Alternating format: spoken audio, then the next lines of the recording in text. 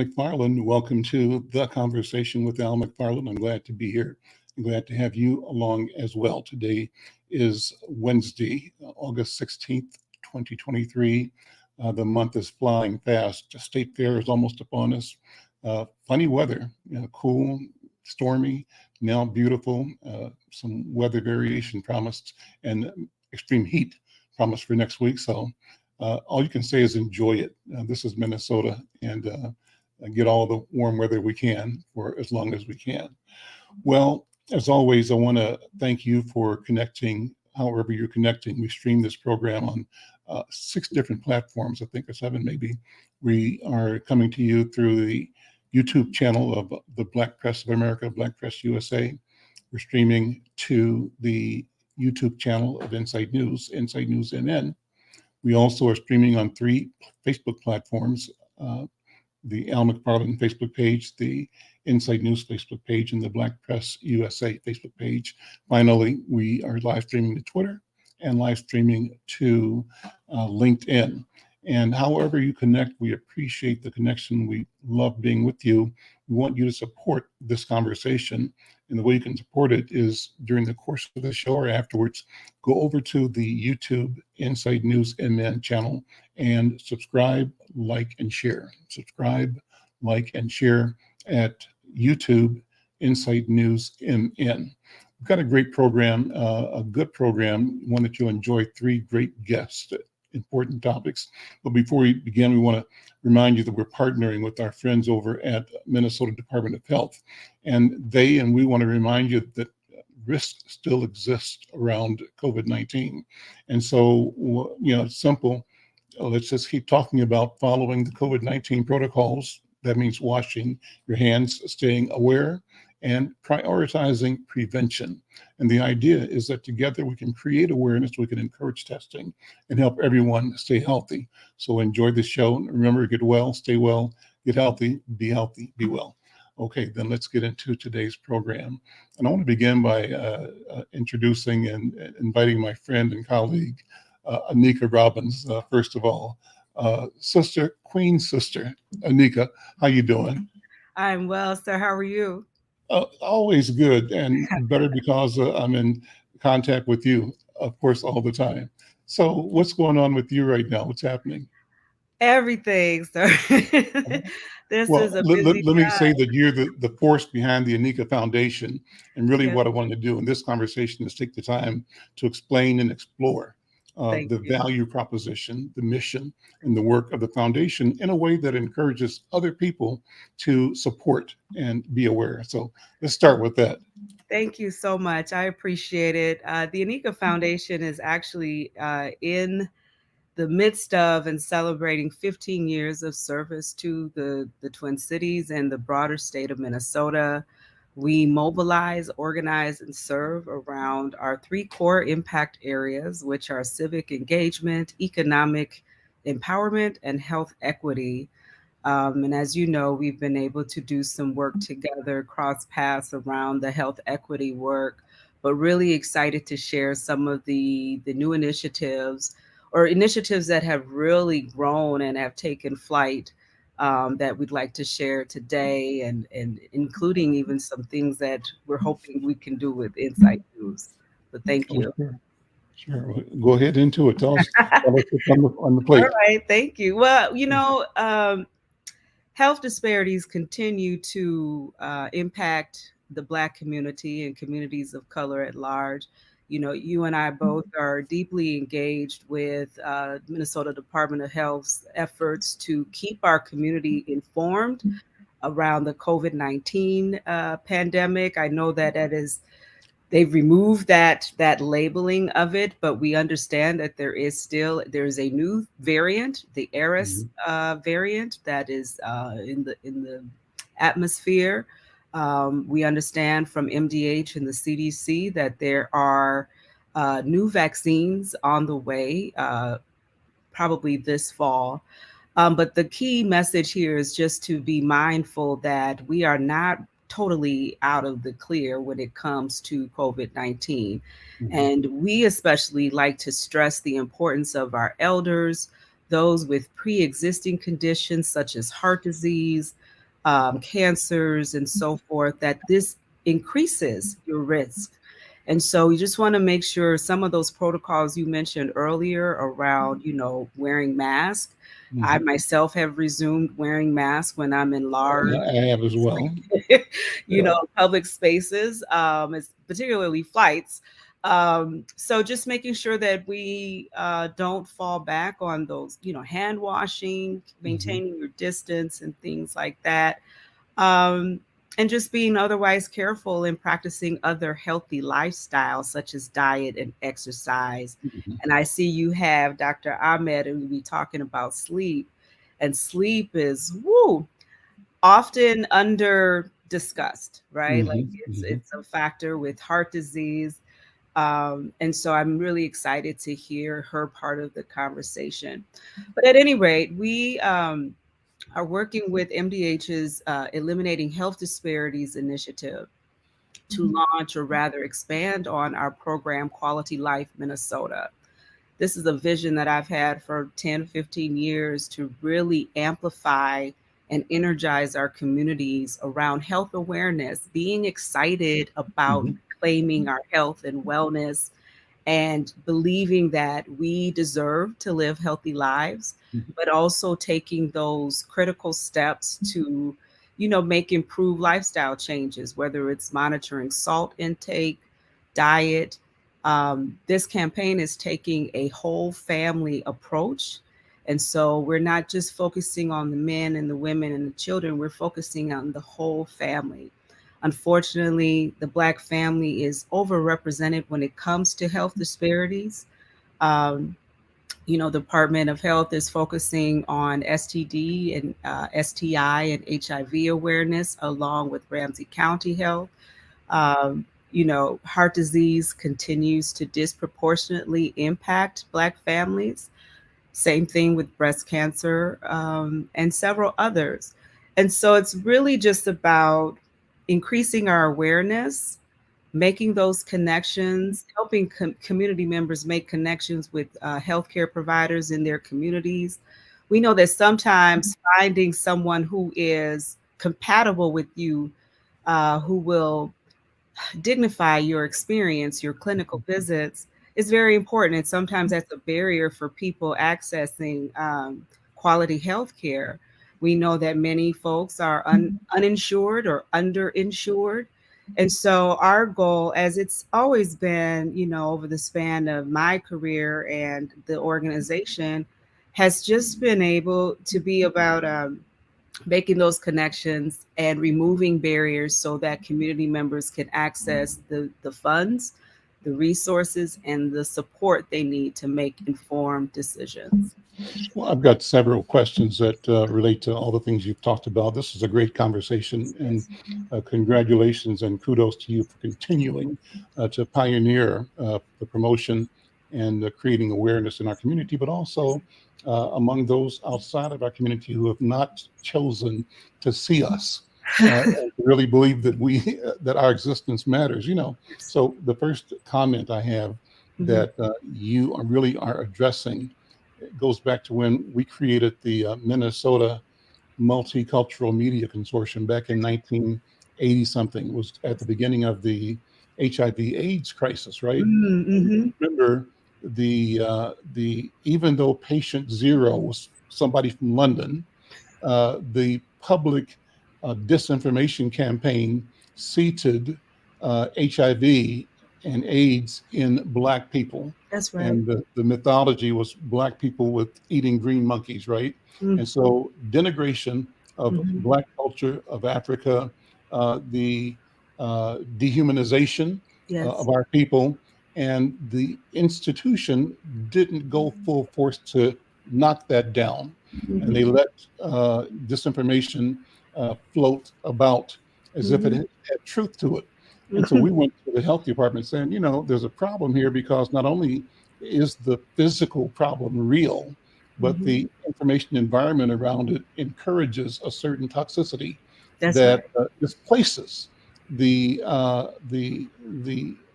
weight and the causality in a way that does equal damage and harm. And Yes. our earliest responses from the Minnesota Department of Health, we approached them as I approached them as a Black newspaper owner, Hmm. and they said, "Well, we are the health department and we don't buy advertising." What? Well, we think that first of all, do Black people read? That's what they said. Do Black people read? Oh, wow. And then they said that the ones who read probably read the Star Tribune like everybody else, you know. So Mm. my response to them, Anika, was, "Have you ever heard of Jet magazine?" Come on now. They said, "No." I said, "That's Oh, the problem. yes, You don't know anything about us, that's and right. you refuse to know, and you Yes. want to ignore the Mhm. knowledge that we have about how we construct our world." That's And right. Jet Magazine, Ebony Magazine, and others are the tools we use to keep Absolutely. connected to our humanity, our dignity, and Mm. to fight against the consistent structural marginalization and degradation of Mm. our humanity that you all hold as everyday business. And you That's don't right. acknowledge that you're doing it, but that's what you're doing. So that's That's right. where my fight began. And so Yes, what sir. you're doing and bringing this banner forward is Yes. staying on the battlefield saying, y'all got to give the money up. Yeah. Y'all got to put Yes. the resources in our community because we have to talk to our people about our challenges and about our solutions. And we have to be cast in this equation on the solution side, not just on the problem side. And my final Al McFarlaneism, Anika, was that this is an example of you get the money, we get the misery. Mm. That's back then. You Y'all know, make money on whew, our misery and you keep us in a miserable condition. that's right. And that's That's how right. you got it structured. It's structural. So you don't have to take responsibility for it. You think that's the way it is, and you want us to buy that. Guess what? And I'm feeling like Montgomery right now. Yeah. We we You not got a chair over we, there. we not buying we're not buying that anymore. It's not going to go No, down we like are that. not. We are So not. go with me on that. What do you think? Oh, I am with you 100%. And I want to thank you and honor you for your pioneering efforts in loosening up the field, so to speak, so that organizations like ours can build on some of those earlier efforts.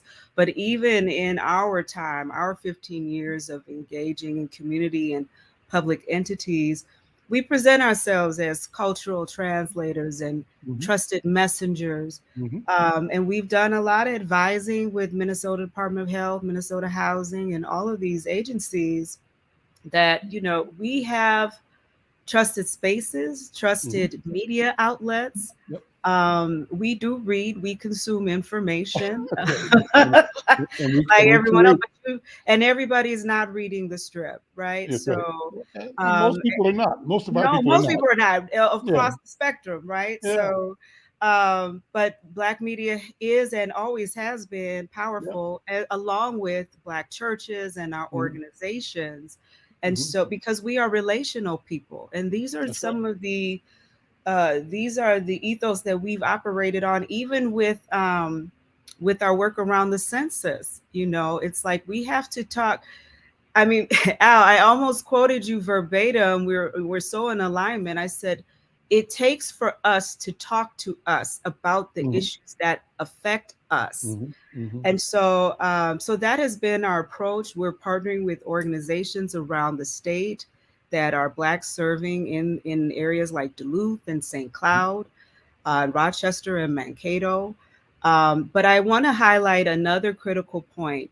Hmm. Part of our campaign is to address root causes, Hmm. because a lot of these things are band-aids, right? We understand that, temporary fixes, but we understand that racism is a root cause for many of the health disparities. When we talk about structural disenfranchisement, with housing, with employment, workplace discrimination is something that we're looking to tackle as well, because we know most people spend 60 to 80% of their time in the workplace.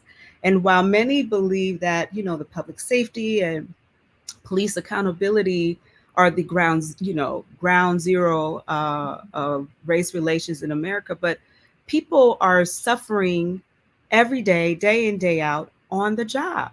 Mm. heart disease Mhm. rates, Mhm.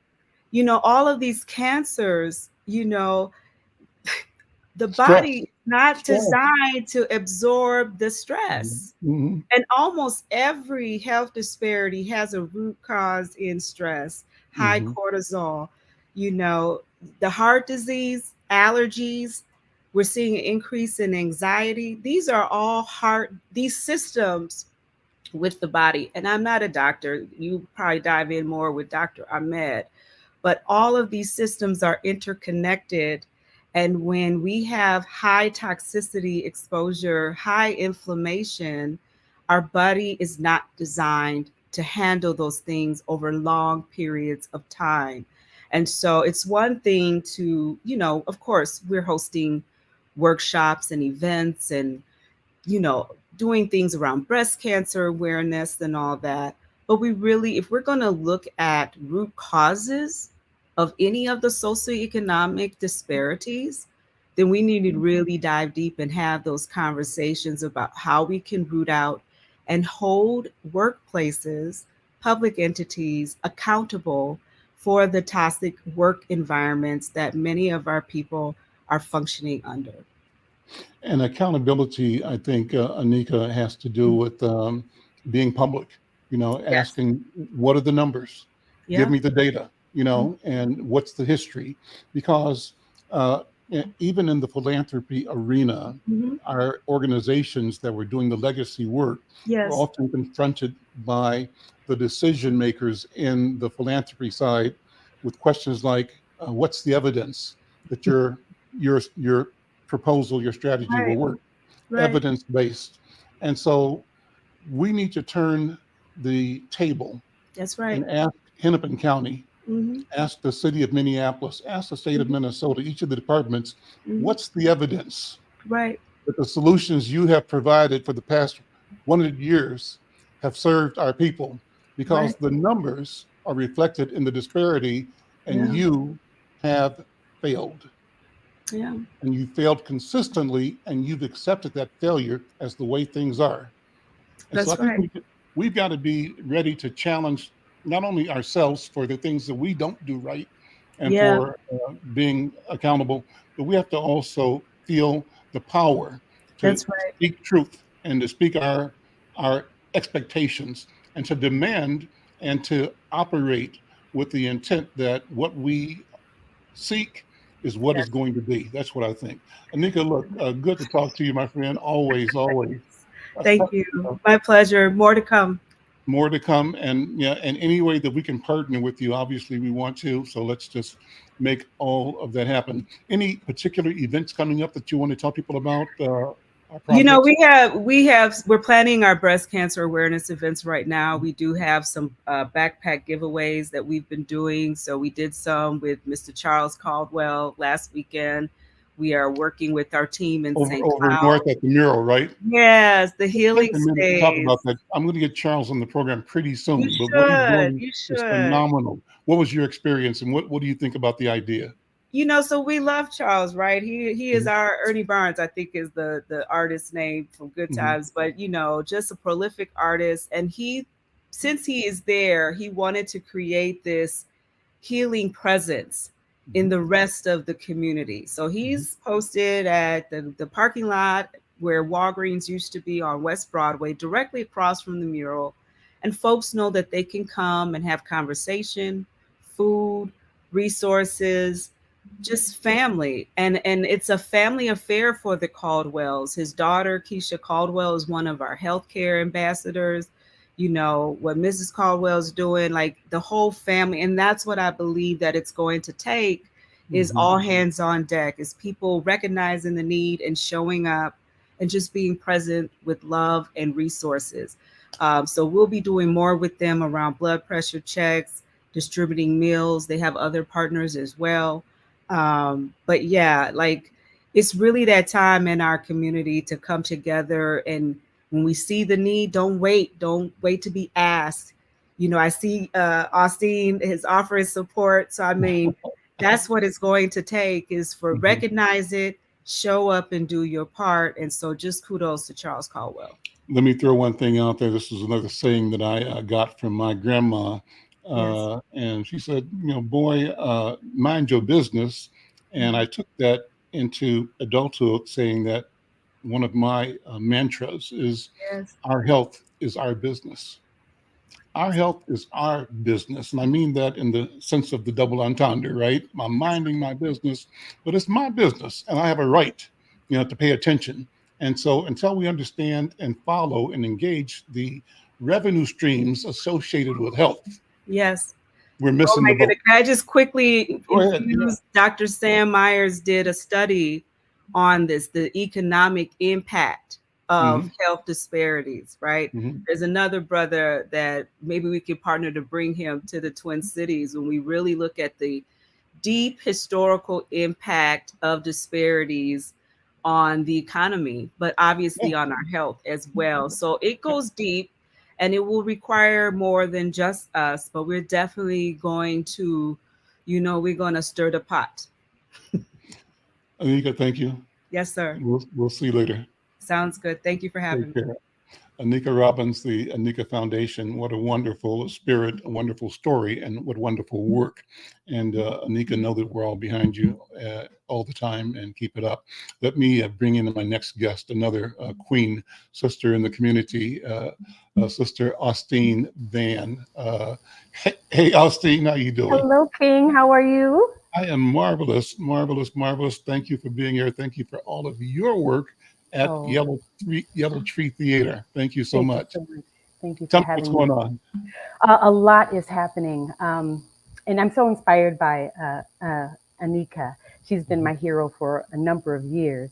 He's amazing. But we are traversing a very difficult path through theater because theaters have been having a hard time coming back from the pandemic across the nation. The New York Times just had an article about it, how people aren't really coming back. But I have hope, and I have a wonderful staff.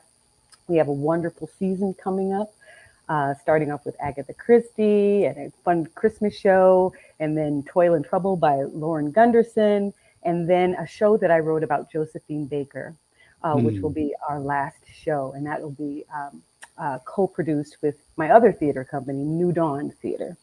And New Dawn is more of our, they're both for me social justice, but New Dawn is actually like the heart of my social Mm. justice work.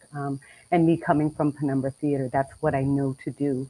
Mhm. Ever since I was 5 years old, is Mhm. your art is to help heal and transform people.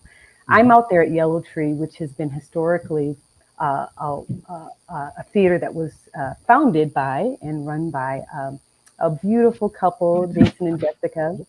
But out there, I'm in Osseo, it's red. It's a little red, right? And so, um, what I was heartened by when I was just listening to Anika was people need to see us everywhere, Mr. Al.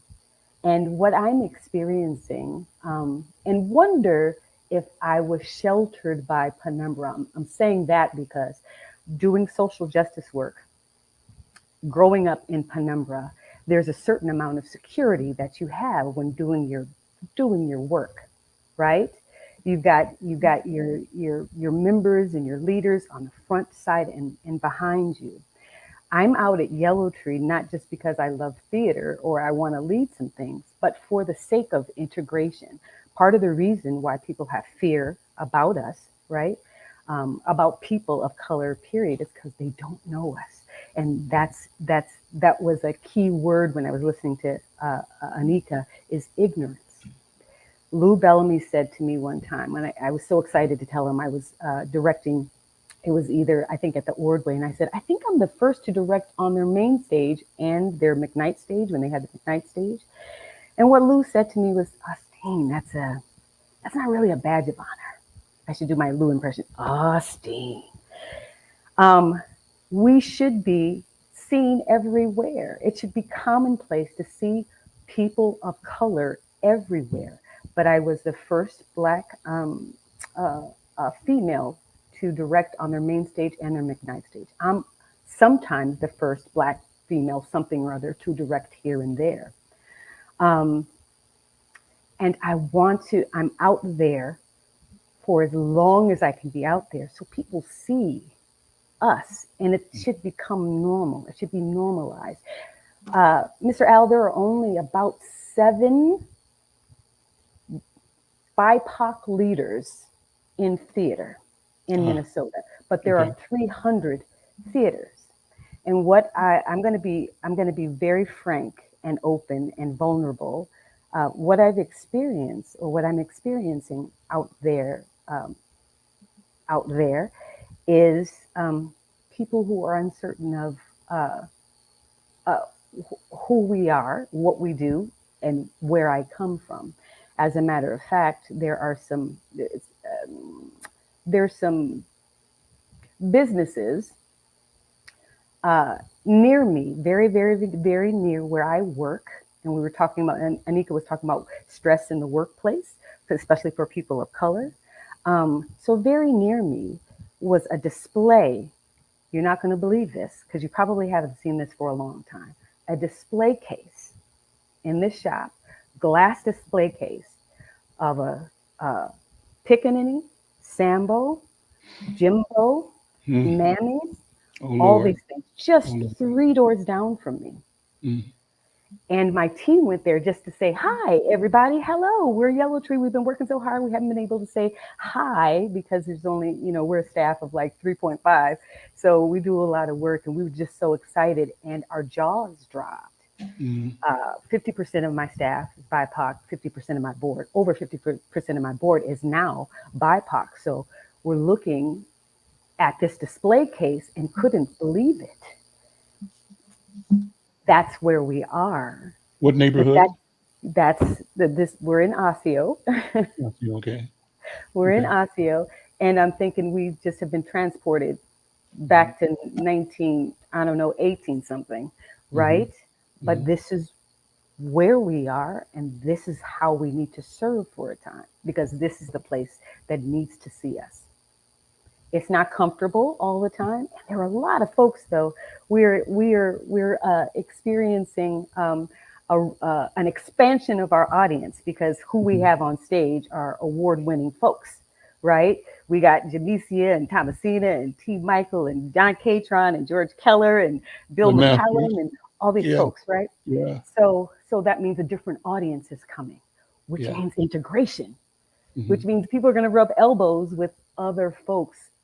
And I think that is going to help us quite a great deal in our America. We need to integrate a little bit more. People need to see us everywhere. So that's my soapbox. Well, it's a good soapbox. So let me jump on it with you, because I think what you're saying is that there's a need for us to be our authentic selves, to bring our authenticity without apology everywhere we go. Absolutely. And if we were hesitant in the past, we should be hesitant never again. And that the time calls for us to discard any reservation and any sense of having to navigate through the double talk, right? The double-mindedness that we operated with in the past out of necessity. But I think we're moving into an arena of clarity, an arena of conviction, and an arena of strength that we know, that we believe is going to not only liberate us, but liberate them. And our mission today, then, you're describing it, our mission in the Osceols of Minnesota is to shine a light on the truth that has been hidden, forgotten, ignored, but can be ignored no longer. That's what I think. Absolutely. And I think about the core work that you all do as artists. What you do, from my point of view, is both practice and demonstrate the power of transformation. You use that word, transformed, right? So what does transformation mean to you personally, as an actor, as an artist, as a writer? What it means to me is that when the artists are doing what they do on the stage, they cease to be themselves and they become the thing that they are creating in theater. But but you can also step back and say that what they are doing is changing and inviting the audience to be part of that experience of transformation as well. And when people Absolutely. leave, they leave different from when they came in. That's what I think. Am I on track? Yes, you are absolutely on track. And what I've learned since I was 5 years old is that, like it or lump it, information we can put inside the vehicle of art. And that usually, not everybody sees the news, reads the news. We just talked about how people don't always read Star Tribune, right? So we can put our information about our humanity inside of this vehicle, and hopefully it'll if you see, so it's a different aesthetic if you see the same story on a black body, but then that is a revelation. Oh my gosh, people are going Hmm. through the same thing that I'm going through, Hmm. except for it's just a different culture, and that's important. And then when you see yourself or you see someone that you know on stage and you see your image sometimes too, it pricks you, it provokes your thought, and maybe you'll roll up your sleeves for a change. Hmm. It's the heart, it's the brain that's first activated, and then it's your spirit in your body. What are you going to do about, now that you know this information, you've learned this, what are you going to do about it? Because whatever affects me, you think it's just me and my culture and my neighborhood, it's going to affect you in all the ways, That's right. economically, spiritually, physically. So yeah, yeah, it's transforming, it's healing, it's healing most of the time. And some other time we can talk about the frequencies of music and voice and all that stuff and what it does to your body. Sure. You Yeah. know, Yeah. yeah. Healing. So Healing. Healing. So absolutely. take a minute and walk us through the productions you mentioned. You're doing Yes, yes, Extra, yes. and So you've got with the Rats and the Wasps. What? yeah, Rats and that's an Agatha Christie. So they're short. She's one of the most prolific writers. So we're doing a short, the Rats and the Wasp Nest, and then Rats and the Wasp Nest together. And then, like I said, the rest of the season. And then personally, I'll be directing at Oslo. I'll be directing Lynn Nottage Intimate Apparel at Oslo and Sarasota this winter. And then I'll be back at the Guthrie to direct Skeleton Crew by Dominique Morisseau. Amazing. I'm going So to that's, give you another 30 seconds, if you don't mind, just to yeah. give the Austene Van family story, because you've got a great family. You've got Oh, shoulders you stand on that have to be acknowledged. my grandmother, we call her Ma'am. Her Hmm. name is Timothy Olivia Van, and Hmm. she um, directed. August Wilson writes about Model Cities Health Clinic, like in Radio Gulf. That was her. That was that Hmm. lady. So this lady who raised 10 people, um, and was on the board of this and on the board of that and played bass. I don't know how she had all this energy. Have no idea. But she made sure that we went to theater, we're cultured. She taught us dance in her kitchen and acting, and we had to. This was what we had to do for her patients at Model Cities Health Clinic. We had to perform. That's what you have to do, because your gifts aren't just for you, right? She let us know that they're for other people, and this heals these people. Your gifts actually heal folks that are terminally ill or temporarily ill, those folks that are a little lonely, the seniors folks. So it just was, it's destiny to me. It's no Hmm. coincidence that I learned that at 5 in her kitchen. And then Model Cities Health Clinic is just down the hall from Penumbra. So I would Hmm. tootle down the hallway and see what Lou was doing and see my Hmm. images. Al, I would see, that was common to me, to see Hmm. my images on stage. So I became and I still am. I will ride or die for Penumbra all day long. That's my place. That's my home. Um, but leaving those walls to go to other institutions, I realized, oh, I'm really spoiled, Yeah. because I get to see me all the time there, Yeah. and it wasn't even anything that I questioned. And Mhm. so I would love for that experience to be felt, seen, heard by our other communities, Awesome. commonplace. Mhm. Austine Van, thank you so much. Always good to Thank see you. you for And having me. your grandma was beautiful, gracious, elegant, and powerful all at the same time. And Woo! yeah, so it's no wonder you are who you are. Well, Sister, love you. Thank you thank so you. much. All Thank you. right. Love you. Have a beautiful day. Take care. Okay. Great show, great conversation, and we're going to continue on the same stream. I'm pleased to introduce who I think is a new friend. I don't think we've met before, Dr. Yasmina Ahmed, who is a sleep expert from ADVENT in Woodbury, and we're talking about apnea in particular. And I can tell you that I've got a stake in this conversation that's personal. The questions that I'm going to ask her to go over in the course of this conversation have to do with why she chose to specialize in respiratory health, and particularly things like breathing and snoring and sinus and sleep apnea conditions. What are those things, number one? And another general question is how can and what are the new treatments and techniques, such as they're calling it positional therapy or oral appliances and surgery, help individuals with breathing, snoring, sinus, and sleep apnea conditions? What are the potential benefits and what are the risks? And there are more questions that I have. And the questions not only are for the sake of this journalism that we're doing here, but I'm a personal person who's experienced sleep apnea all my life.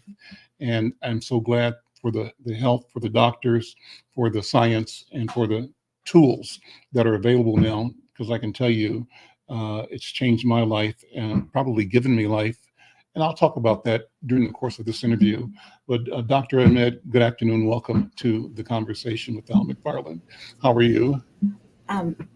Wonderful. Thank you, Al, for having me on your show today. I'm very excited to be here and hopefully answer some questions that you may have. Great, great. Well, talk about you, first of all, how you chose this career and what are the things that keep you motivated, excited, and positive about working in this arena. Okay, so it's been quite a process for me to get to where I am today. I think it kind of goes back to when I was about 12 years old. My brother, my father, and I were returning from a family vacation together. We were on an airplane, and my dad developed a heart attack on the airplane. And so just kind of going through that process of kind of feeling scared, not knowing what to do, and then just also really seeing, really what an impact the medicine can make on really saving someone's life. That was really formative for both my brother and I, and that led us to both pursue careers in medicine. And then probably the second influence there that I had was that my brother is actually an otolaryngologist. In particular, he specializes in sinus conditions, actually. And so he's a couple years ahead of me and really was very influential in helping me to pursue a career in otolaryngology. And then kind of what brought me even further to specialize in just kind of the nose, the sinus area, as well as treating sleep apnea was really just because it's so impactful for our quality of life. When you can't breathe well, you can't sleep well, you can't function properly throughout the day, not only just quality of life, but also we know that it can really affect our overall health and really increase our risk of mortality or death. So we can really change somebody's life for the better by really just helping them breathe better and sleep better. And that's something that is really the big focus here at ADVENT, which is the practice that I joined over a year ago, or close to a year ago. And kind of the beauty of ADVENT is that we can really offer these kind of more minimally invasive solutions that are really kind of low risk, but very high potential for benefit to really change someone's life for the better. Let me practice saying the title of the profession or the specialty. I'm looking at it in your name, Otto or Otto? How do you start it? Otolaryngologist? Very close. It's a mouthful for sure. So you got it right. Otolaryngologist. Otolaryngologist. Okay, great. Shonda is saying she made it to the stream late, but glad this topic's being covered. Snoring, sleep apnea, and more. Specifically, untreated sleep apnea can have many health impacts, short and long term. Thanks, Shonda, for the comment. Doctor, what about that? So Shonda's definitely on the right track. Right now, I think the estimated prevalence of sleep apnea in our population is around 5 to 10%, and this is grossly underestimated. There are some reports that suggest that 80 to 90% of patients who have sleep apnea are actually not diagnosed. Some of the impacts that we see, I mentioned earlier, can really impact our quality of life. Often we see this as feeling tired during the day. Maybe our memory is slightly impaired. It can even affect our motor coordination. And in fact, it can really even increase our risk of getting into a motor vehicle accident. So there's some data that suggests that risk is increased by 2 to 7-fold, depending on what studies you're looking at. In regards to more of our health, both short-term and long-term, untreated sleep apnea has been shown to increase our risk of cardiovascular disease. More specifically, what I mean here would be an increased risk of heart attack, coronary artery disease, cardiac arrhythmias, so that would be an abnormal heart rhythm of the heart, as well as high blood pressure, and then also increases our risk of developing sudden cardiac death. In addition to that, it also can affect our brain. So some of the long-term consequences we might see would be an increased risk of dementia, and also, as I mentioned, some memory deficits as well, and cognitive deficits. In regards to our lungs, it can also increase our risk of developing chronic lung disease. And I'm probably missing a few others here on the spot, but definitely you can see that it really has a very global impact on our body. Mm-hmm. Well, let me jump in by saying I'm going to take this opportunity to issue a personal public apology to the people of Minnesota, because Al McFarlane used to drive on Minnesota streets and highways asleep.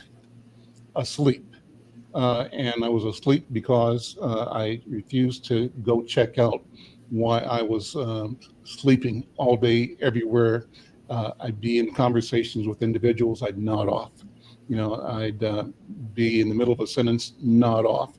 But the worst part of it would be pull up to a stoplight and go to sleep. And then I'd wake up when somebody behind me honked the horn, and luckily never took the foot off the brake while I was asleep. But I am apologizing publicly to every resident and citizen and driver that I, through my irresponsibility, endangered.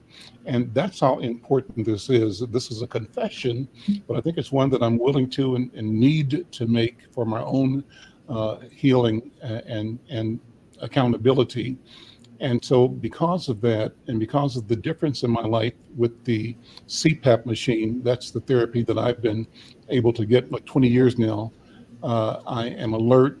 My life is different. I'm alive and I'm conscious. And I'm sure, doctor, you hear stories like this all the time. I'm saying it because I run across other Black men who say, oh yeah, I got a machine, but I can't wear it, or I just don't like it, or they have kinds of reasons to resist using it. And I say, look, man, let me give you my story. You got to figure out how to use this gift of technology of therapy to protect your life and the lives of people around you, people who are passengers to your family. You owe it to them. And if you even are a little discomfortable with the sleep machine, the CPAP machine, that's okay. Think of the lives you're saving by not being foolish. What do you think, doctor? Am I over exaggerating or what? No, I think you actually hit the head on the nail there. Your story is very similar to a lot of the patients that I see on a daily basis who are really just struggling to get through their day, stay alert. We're not always aware of the reason behind why we're feeling so tired. And I think that's part of the reason that we sometimes put off that visit.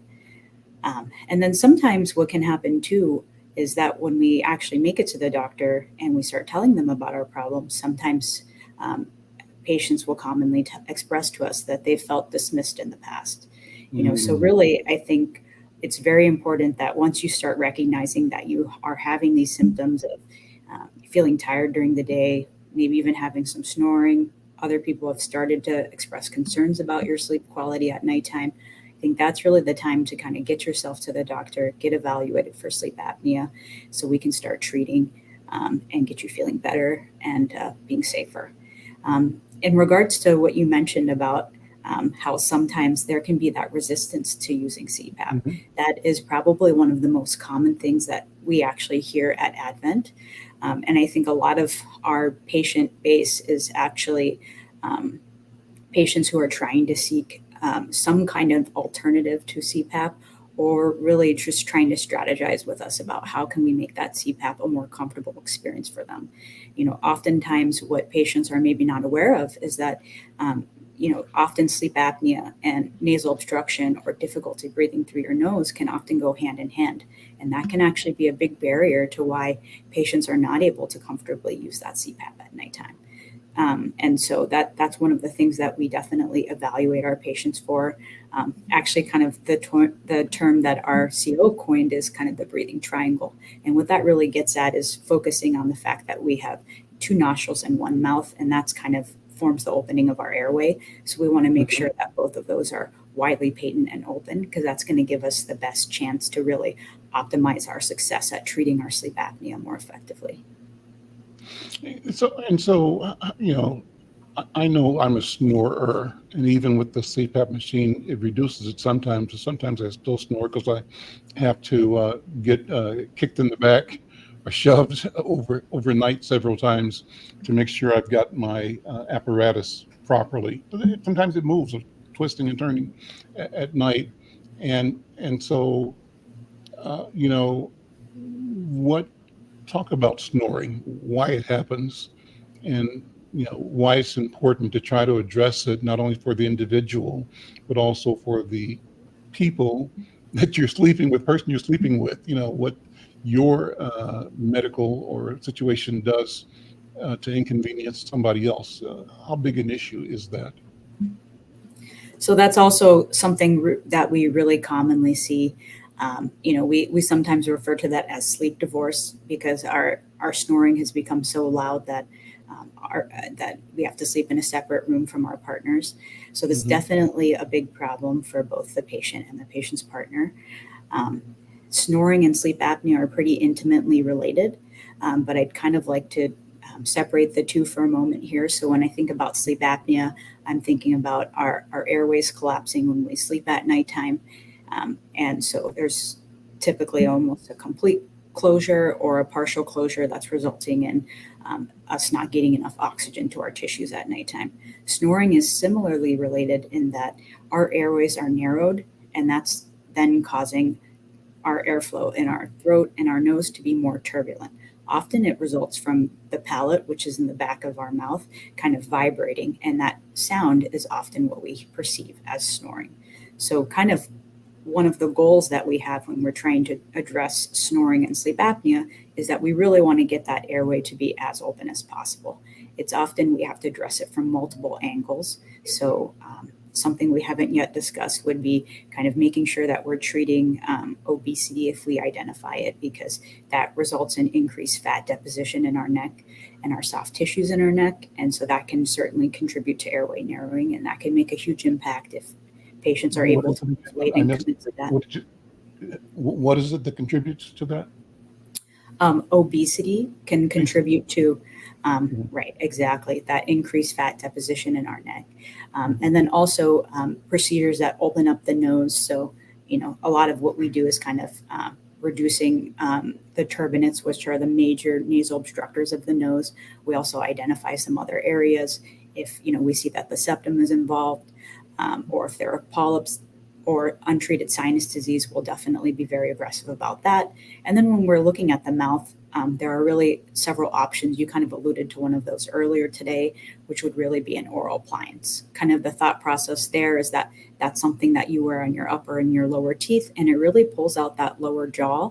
And by doing so, it brings that tongue forward, because oftentimes we're not fully cognizant of this, but laying on our back, that tongue can really fall back into our airway and really block off our airway when we're sleeping. And so that's kind of our goal here, is that we just want to make that airway as open as possible. So not only the CPAP machine, explain that, how it works.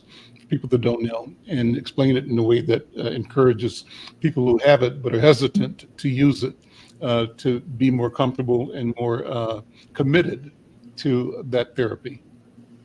Right. So, so the thought process behind CPAP, by the way, CPAP stands for continuous positive airway pressure. And so that's essentially what it does. What it does is it administers pressure continuously throughout the night so that those airways are not able to collapse. So in a way, it's what we call a pneumatic splint. So that air is just constantly providing pressure to keep those airways from collapsing. And there are many different kinds of options in terms of how we can deliver that air. So sometimes there could be a low profile mask that goes over the nose, or even something that's even slightly lower profile called a nasal pillow. Kind of looks like a beefed up nasal cannula, sits right underneath the nose. That tends to really optimize patient comfort while still getting them the benefits of using that CPAP overnight. Sometimes if patients are not able to tolerate those nasal mask options, maybe because their nose is not fully open, then sometimes they might be given a full face mask. So that would be something that covers their nose and their mouth together to administer that pressure. We definitely know that there are a lot of benefits from treating sleep apnea with CPAP. There's a lot of good data that really shows that it can reverse a lot of those negative health outcomes that I mentioned earlier, such as reducing that risk of cardiovascular mortality or death from heart disease when we actually treat that sleep apnea. Also kind of reversing some of that excessive daytime sleepiness, which, as we mentioned before, can really increase that risk of motor vehicle accidents when we're on the road. So definitely CPAP is actually considered the gold standard treatment. And that's probably the first line tool that most providers are going to offer patients when they first walk through the door. Unfortunately, though, sometimes it can be tough. Like you mentioned, sometimes patients can move around a lot at nighttime, or sometimes patients might even feel a little claustrophobic about wearing something over their mouth. And there's actually some data that shows that 20 to 40% of patients are actually unable to use their CPAP consistently and be compliant with that CPAP. So that's really where we need to figure out a different strategy to really effectively treat that sleep apnea, because we would rather make an impact there and treat some component of that sleep apnea rather than have that patient not have any treatment at all. A couple of comments here, Doctor. One is the second comment is to ask you to talk about alternative strategies. Like there have been commercials on TV saying, "Oh, can't do CPAP. We've got a procedure," and I don't know what that is, but you might talk about what's being marketed now and what other options there are that either allow you to get the objective of sleep without the CPAP, if you can't do that. But the first question is not a question, it's a comment. And again, I'm kind of lampooning me, offering myself as someone to look at it and laugh at, and to, and this kind of is a personal arrogance, right? When I got the CPAP and it started working, and I said, boy, this is amazing. And kind of the reason I didn't get a lot of sleep at night was in part because I wanted to always push myself to stay up as long as I could, to work as hard as I could, and to nap a little bit, but keep staying up. And I would try to stay up, like at least 17, 18 hours, 20 hours a day, and get by on 3-4 hours sleep or 5 hours. Obviously, you can't do it. I couldn't do it. And so Al, I'll say wrong-headed Al, gets the solution, the strategy, the CPAP machine, and the light bulb goes off saying, man, now I can get probably 8 hours sleep in 2 hours with this CPAP machine. So it gives me a chance to work harder and work more. I think that's the wrong way to look at it. What do you think? Well, I like the ingenuity there. I think most patients are going to need somewhere in the realm of 6 to 8 hours for us to really feel like our sleep was restorative. So I think that's what we should definitely be aiming for. Mhm. Okay, thank you. And so what about options now? What other alternatives? The television commercial that we see that invite those who are not having the best success with the CPAP machine. They say there's an implant or something else. What other strategies are there? You mentioned some earlier.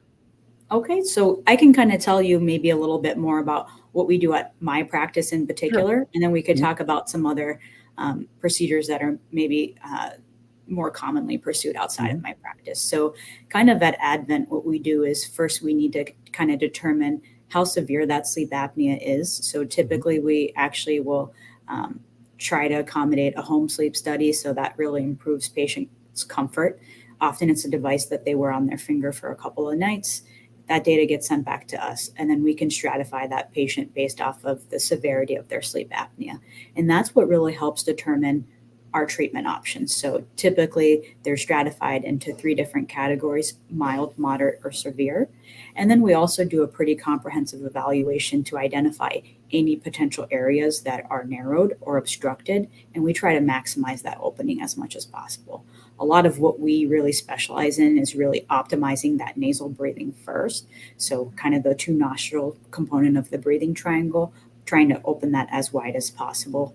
And often we try to accommodate these procedures in the office because that seems to be a much better experience for the patient. So, turbinate reduction, as I mentioned before, those major obstructors of the nose.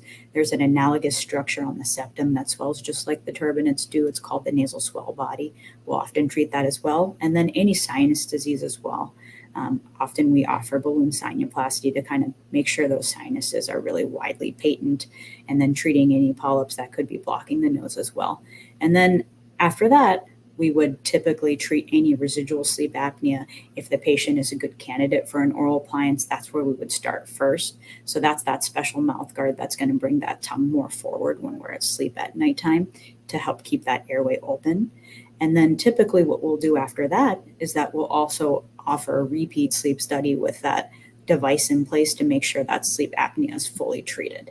If for some reason we're finding that there's untreated sleep apnea, at that time it's possible we could recommend kind of maybe going back to CPAP.